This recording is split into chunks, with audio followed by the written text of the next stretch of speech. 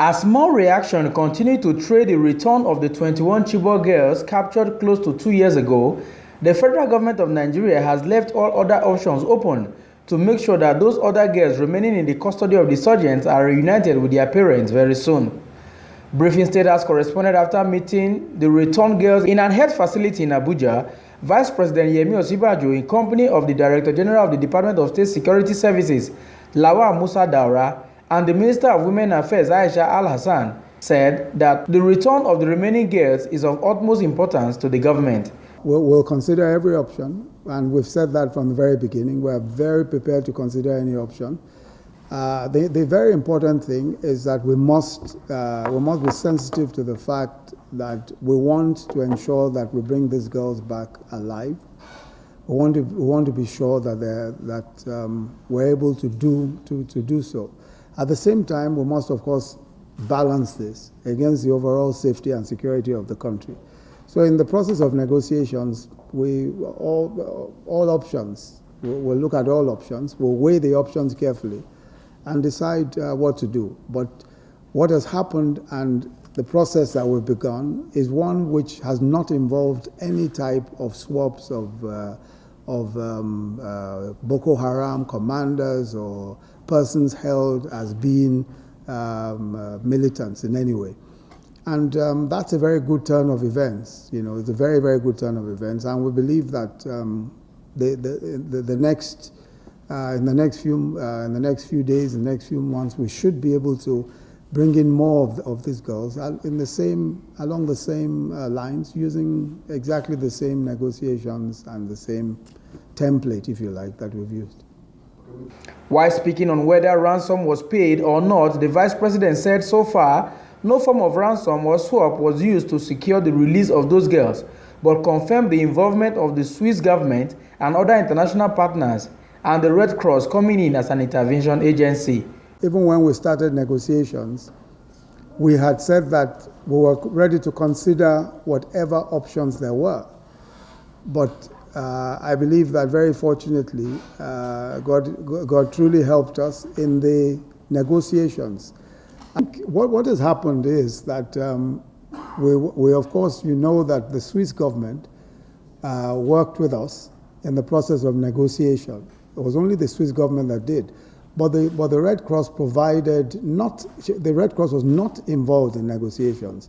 But in taking the girls, in taking them back, of course, we worked with the Red Cross because, of course, we were not able to take our own medical team or anybody like that. So in taking them back, we needed to have with us a medical team of sorts, and the Red Cross was involved in that. But the Red Cross was not involved at all in the process of negotiations. It was the Swiss government and our own officials, the DSS and the intelligence, as well as the Nigerian military that were involved in all of that operation. But certainly the Red Cross was not involved in the negotiation. But of course, we needed to have a medical team on hand in case there were any emergencies of any kind. And the Red Cross very kindly provided that. So last question. The Vice President emphasized that all hands are on deck to make sure that they receive the best of medical attention so as to make sure they are medically fit for a larger society. They're in reasonably good health considering the circumstances they've been held in. And they're now being well taken care of in a medical facility.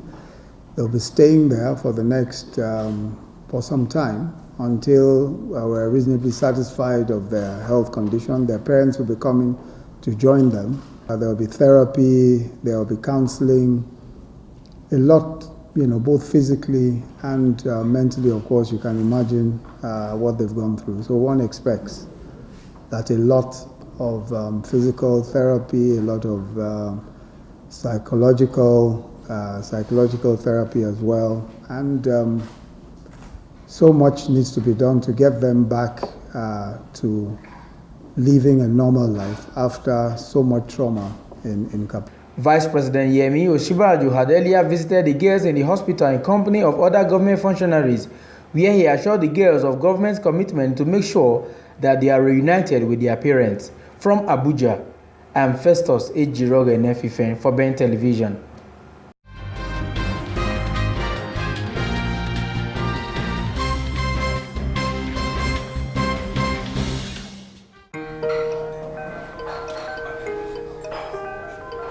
Hi, Mike. Babe, it's been over 12 hours. Are you done thinking about it? Is he yes?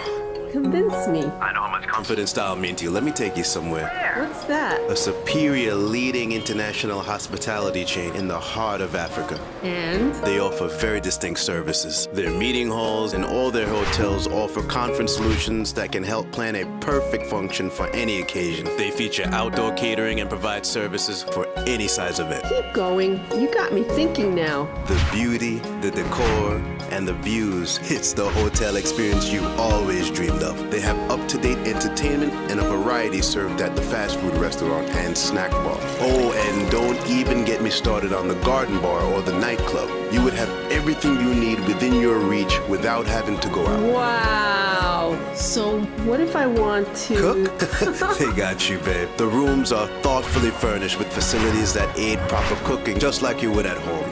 Where is this place? And it's sweets. Wow. So, will you marry me? Yes. How can I refuse? Not at Sweets, a colorful affair.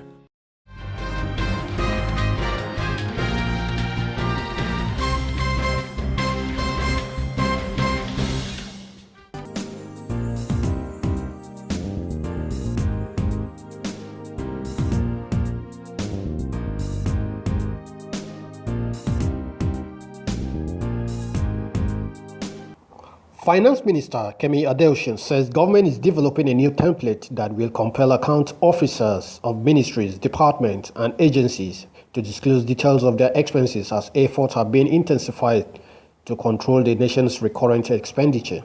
The minister disclosed this at a workshop on cost management on overhead expenditure for permanent secretaries, chief executive officers of departments and agencies in Abuja, organized by the Efficiency Unit under the ministry. She said government is determined to plug all loopholes which are currently encouraging revenue losses. The minister, who gave details of the new template, said the days when cost-to-income ratios of 99.9% was the norm are over, adding that those expected to generate operating surplus must do so. The head of Civil Service of the Federation, Winifred Oyo-Ita, earlier said her office is developing an enterprise culture and commercial for the service, which according to her will transform civil service from being perceived as a cost center to revenue earner. She added that the process will enhance value for money in government expenditures, eliminate leakages and wastages in the public financial procurement system, and ensure less dependence of MDS on subventions, appropriation from government,